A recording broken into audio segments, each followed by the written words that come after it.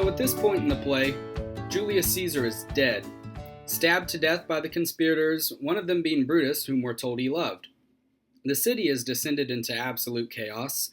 Noblemen and plebeians are running around in a panic, and the conspirators disperse to try to calm everyone down and reestablish some order. At this point, Mark Antony shows up. Now remember that Cassius had wanted to have Mark Antony killed because he was so firmly in Caesar's camp, and he thought that he would be a danger to them. But Brutus wants to trust him, and allows him an audience with them where they're still standing over Caesar's corpse. So let's talk about Mark Antony for a little bit. He's presented somewhat favorably in Shakespeare's play. He fawns over Caesar throughout the first two acts, but we get the impression that he's more or less an honorable man.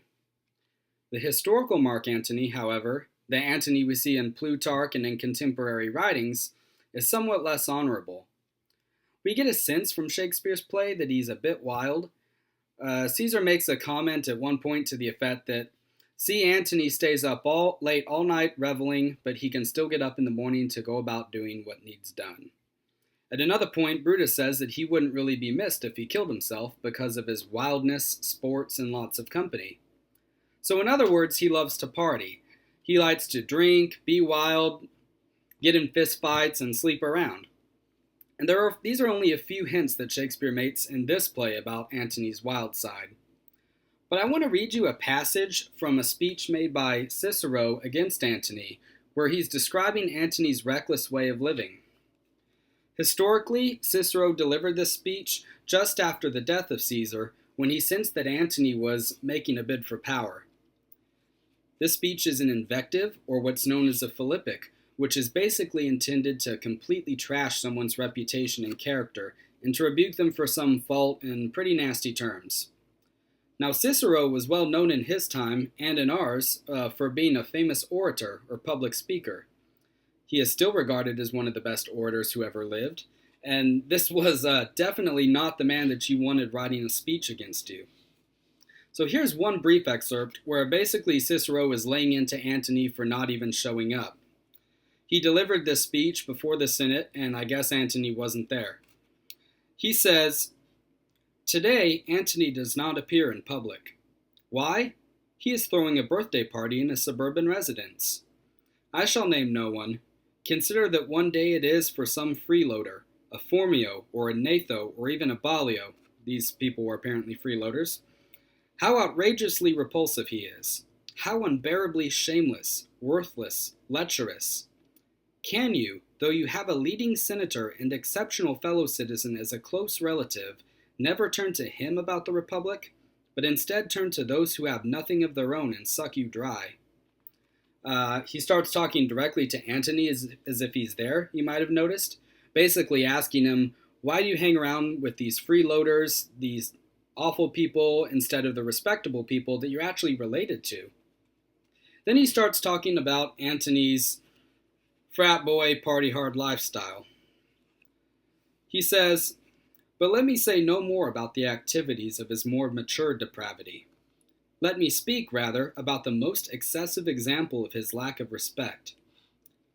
That throat of yours, those lungs of yours, that whole body of yours with its gladiator strength, sucked down so much wine at Studs' wedding that you had to vomit it up in the sight of the Roman people the next day. What a revolting thing not just to see, but to hear about. If this had happened to you at a feast right in the middle of those famous giant drinks of yours, who would not have thought it disgusting? In the gathering of the Roman people, as he was dealing with public business, the master of the horse, for whom it would be disgusting even to belch, he filled his lap and the whole platform, vomiting wine mixed with chunks of putrid food. But he admits this himself, along with his other sins. So let us come to his more splendid activities." So clearly, even though Caesar mentions in the play that Antony was capable of drinking all night and then doing his job the next day, sometimes it was a struggle. Then Cicero alludes to something that occurred in the play, where Antony tried to crown Caesar. We get the impression in the play that Casca and Cassius and all of them weren't happy with it, but Cicero paints an even more disgusting picture of it. But so that this speech does not accidentally skip over Mark Antony's single most charming act, let us move on to the Lupercalia. He is not hiding it, members of the Senate. It is clear that he is disturbed. He sweats. He grows pale. Let him do whatever he wants as long as he does not throw up like he did in the portico of Minucius. What defense can there be for such disgusting behavior? I am all ears. I really want to see where your teacher's enormous fee, that land of Leontini, makes an appearance. Your co-consul was sitting on the speaker's platform, dressed in his purple toga, crowned on his golden throne. Up you climb, approach the throne, and although you were a priest of the Lupercalia, you should have remembered that you are also a consul, and show the royal crown. The whole forum groans. Where did you get the crown? You did not just pick one up lying around. You brought it from home, a premeditated and considered crime. You kept trying to crown him as the people wailed. He kept rejecting it as they applauded. So it was that you accursed person, were alone exposed as a kingmaker, who had as a fellow consul a man you wanted as your master, and who also tested how much the Roman people could suffer and bear. But you even tried to win his pity by groveling at his feet. Seeking what? Slavery? You should have sought that for yourself alone, you who lived from childhood as a passageway for all, as a natural slave. You certainly had no instructions from the Senate and the Roman people. That was some remarkable eloquence when you addressed the people naked. What was more disgusting than this, more revolting, or more deserving of every type of punishment? So obviously this speech earned Cicero Mark Antony's hatred. And this is likely one of the reasons that Cicero's name ended up on the proscription list of people to be killed that we see Antony, Octavius, and Lepidus making in Act 4. It was said that Octavius actually liked Cicero, but Antony wouldn't let up until he agreed to have Cicero assassinated too. So after he was assassinated, Antony had Cicero's head and his hands cut off and hung up on the rostrum, or the speaker's platform in the Senate, to show that he had triumphed over the hands that had written and the tongue that had spoken such things against him. And this says something about the power that Cicero had as a public speaker, as an orator, to sway a crowd, and we'll come back to that in just a minute, but to finish up our discussion about Antony, we see that he clearly lived a decadent lifestyle. And we can see this wildness, this chaos coming through in the vow he makes to Caesar's corpse when he's alone with it. Over thy wounds now I do prophesy, which, like dumb mouths, do ope their ruby lips, to beg a voice and utterance of my tongue. A curse shall light upon the limbs of men. Domestic fury and fierce civil strife shall cumber all the parts of Italy. Blood and destruction shall be so in use, and dreadful objects so familiar, that mothers shall but smile when they behold their infants quartered with the hands of war, all pity choked with custom of fell deeds. And Caesar's spirit, ranging for revenge with Ate by his side come hot from hell, shall in these confines with a monarch's voice cry havoc, and let slip the dogs of war, that this foul deed shall smell above the earth with carrion men groaning for burial. Cry havoc, taken with what Cicero said about him, might seem to be very well his philosophy of life. But this is how Antony takes his revenge. When the conspirators ask him if he's going to be cooperative or if he's going to cause trouble, and obviously what else can he say in a situation like that where his life is in the balance, he says that he'll cooperate. He says, "Friends am I with you all, and love you all, upon this hope, that you shall give me reasons why and wherein Caesar was dangerous." Brutus responds, "Or else this were a savage spectacle. Our reasons are so full of good regard that were you, Antony, the son of Caesar, you should be satisfied." And Antony says, "That's all I seek, and am moreover suitor that I may produce his body to the marketplace, and in the pulpit, as becomes a friend, speak in the order of his funeral." And Brutus says, "Sure." And Cassius knows this is a bad idea, and he tries to talk Brutus out of it, but Brutus basically says, "Don't worry, I'll speak to the crowd first and make sure that Antony knows he can't say anything too crazy." We'll see how well that works out. So Act 2, Scene 3, the funeral scene, is one of my favorite scenes in the whole play because it illustrates the art of what people like Cicero had mastered so well, the art of rhetoric. Rhetoric, or the art of effective and persuasive speaking or writing, was taken very seriously in the ancient world. Aristotle, the Greek philosopher, wrote an entire book on the subject. There were schools of rhetoric and teachers that you could pay who would teach you how to make good arguments. That's what Cicero was referencing earlier in his speech against Antony. Now, if you were going to make a persuasive argument, whether it be to your parents, spouse, classroom, or Congress, you've got three different roads you can take, three different appeals that you can make. And we call them by their Greek names. There's pathos, which is an appeal to the emotions, where the speaker tries to stir up an emotional response in the audience. There's logos, the appeal to logic, where the speaker uses reason to get his point across to the audience. And then there's ethos, which is an appeal to ethics, and when someone is using an ethos-based argument, they're trying to convince someone of the credibility or integrity either of themselves or of the person they're defending. So we've got pathos, logos, and ethos, and we see all three of them at work in the two funeral speeches, the one by Brutus and the one by Antony. Now, based on what we know from Brutus and Antony, it shouldn't come as too much of a surprise that Brutus, think of the greater good, weigh everything carefully Brutus, will craft his speech on an appeal to logos, and that Antony, whose mantra is let's experience life, live life in the moment, will make a pathos-oriented appeal. Brutus even tells Cassius that he'll speak first at the funeral to show the reason of Caesar's death before Antony speaks. And we see that Brutus is relying almost wholly on reason in his speech, although at the very beginning he falls onto ethos and reminds the people about his own unblemished, upright character as well. Listen to Brutus's speech and notice the almost cause and effect, mathematical tone that he uses. Romans, countrymen and lovers, hear me for my cause, and be silent that ye may hear. Believe me for mine honor, and have respect to mine honor, that ye may believe. Censor me in your wisdom, and awake your senses, that ye may the better judge. If there be any in this assembly, any dear friend of Caesar's, to him I say that Brutus's love to Caesar was no less than his. If, then, that friend demand why Brutus rose against Caesar, this is my answer. Not that I loved Caesar less, but that I loved Rome more.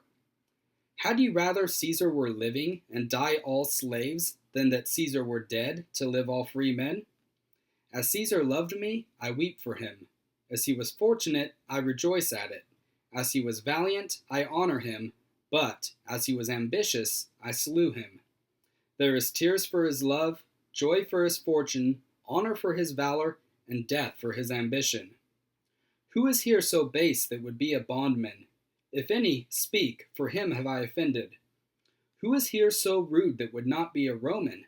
If any, speak, for him have I offended. Who is here so vile that will not love his country? If any, speak, for him have I offended.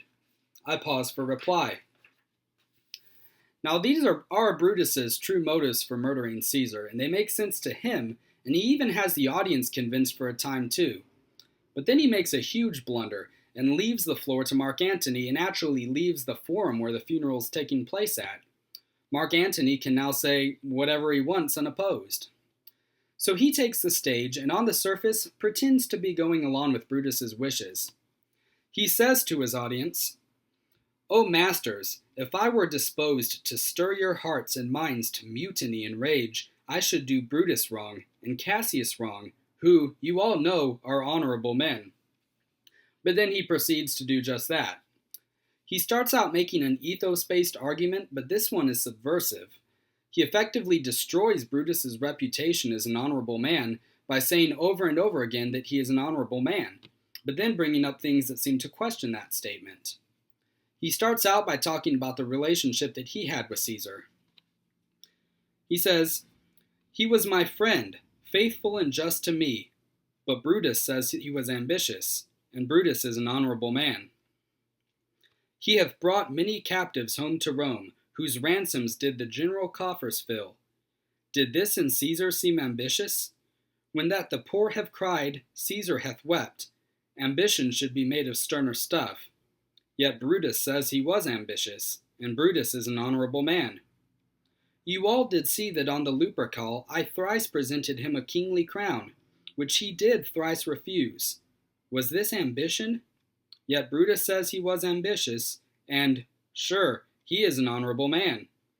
I speak not to disprove what Brutus spoke, But here I am to speak what I do know. You all did love him once, not without cause. What cause withholds you, then, to mourn for him? Then comes the Theatrics.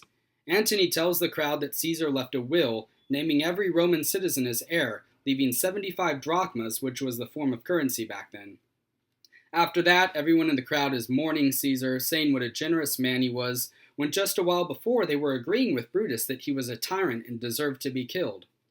Then, to evoke an even stronger emotional response, Antony takes the covering off of Caesar's body and shows them all the mutilated corpse, pointing out which of the conspirators struck where, although he couldn't possibly know.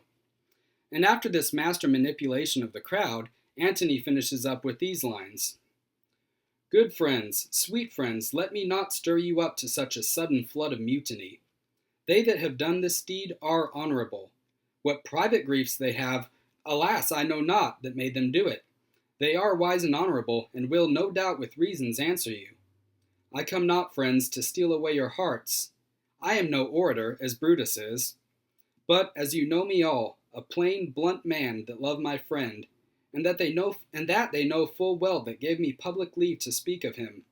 For I have neither wit, nor words, nor worth, action nor utterance, nor the power of speech to stir men's blood. I only speak right on.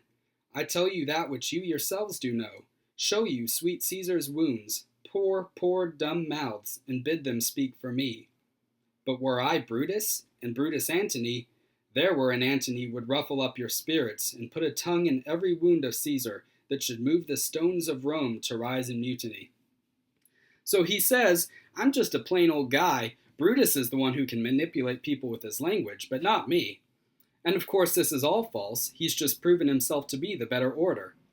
Well, now the crowd's in an uproar. They want a mutiny, some of them take off to start burning the homes of the conspirators, and Antony is basically in control of the city, which goes to show you what the power of words can do. Now, a scene like this would have been very important for William Shakespeare, because he was a man who counted on words, and words alone, to entertain audiences for 2.5 hours straight. There were no sweeping scenes and special effects, at least not computer-generated ones, that would keep his audience's attention, so he had to use words to conjure up entire worlds.